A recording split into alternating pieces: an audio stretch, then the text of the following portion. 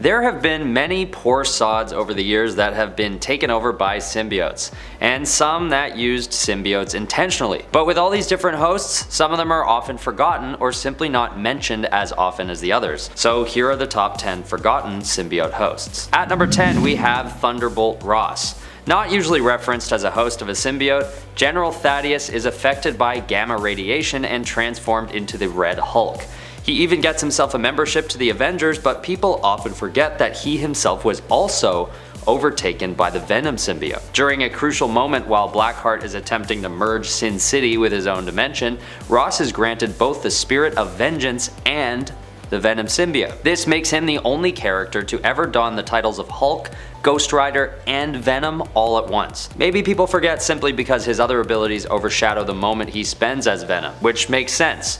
There is a lot going on for this character in that short period, but he's still a legit Venom host no matter which way you slice it. At number 9 we have Dr. Karlin Malus. This host may sometimes be left on the sidelines simply because he was never quite as powerful as Carnage or Venom, or even any of their other offspring for that matter. This character was something of a superhero fanatic who made it his goal to become one himself. He was taken over by the Carnage symbiote, which allowed him to walk again, having previously been paralyzed from the waist down. But something about his story led him to be swept under the rug both by superheroes within his world and readers alike.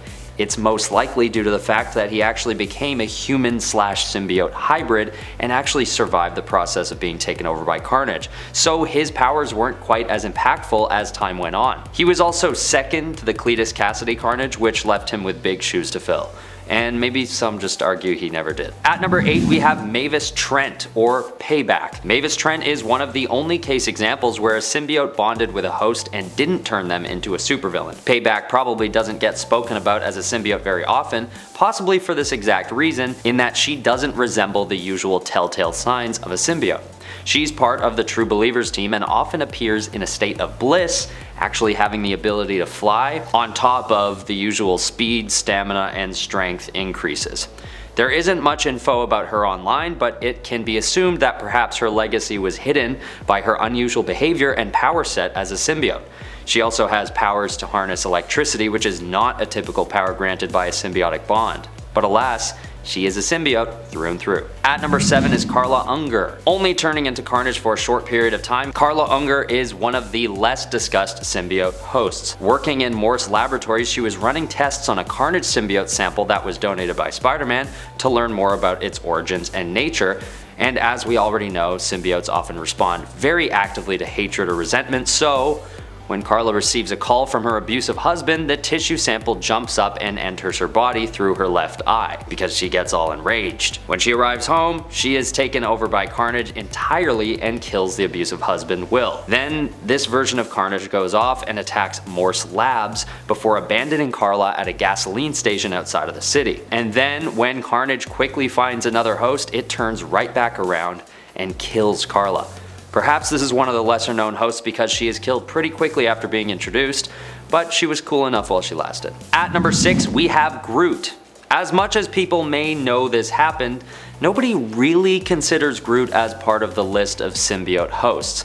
Maybe it's because he was turned at the same time as the rest of the Guardians of the Galaxy.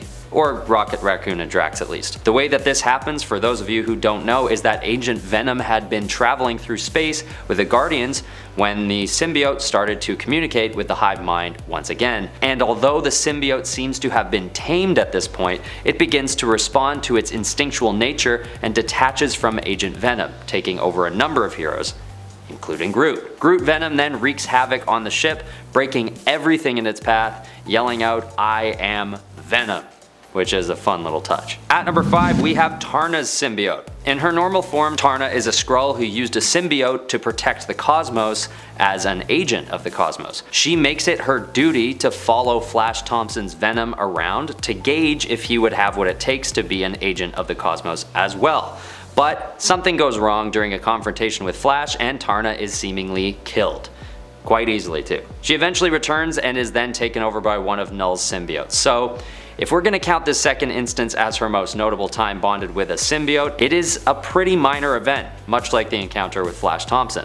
Nothing against the character, Tarna is great, but her time as a symbiote might be left out of some conversations because her usual symbiotic form was with one of her own unnamed symbiotes. And then further because her time with one of Null's symbiotes was so brief.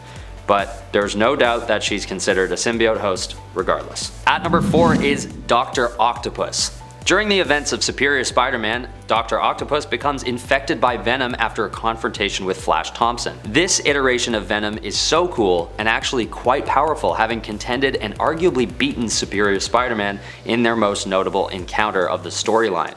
He also faces off against and actually contends with the Avengers, although they luckily are able to subdue him and take him into custody after the fight. I'm not going to say that Doc Ock is forgotten as one of the Venom hosts, but he definitely isn't referenced enough considering his pretty impressive run with the symbiote, and the naturally cool look of the creature, not to mention. At number 3 is Angelo Fortunato. This symbiote host is often forgotten because of his short and rather insignificant run with the Venom symbiote. After Eddie Brock sells off Venom at an auction, which I think is just an insane thing to do, but I digress, and basically Angelo's father buys it, his goal is to make something of his son, who had always been ridiculed by his peers. When Angelo pairs with Venom, he immediately loses control and attacks the school where Peter Parker works as a teacher, and he even kills a former classmate of Peter Parker in the process. But Spider-Man fights back and beats him pretty badly, leaving Venom to retreat.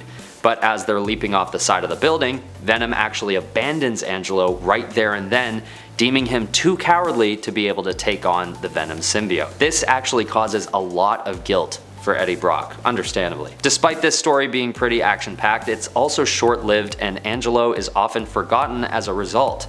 It could also be due to the fact that he was a bit overshadowed by Eddie and ultimately Venom's next host after him. At number 2 is Wolverine. Wolverine is often forgotten as a host of Venom because the symbiote doesn't stay with him for long, quickly switching over to Patricia Robertson immediately after.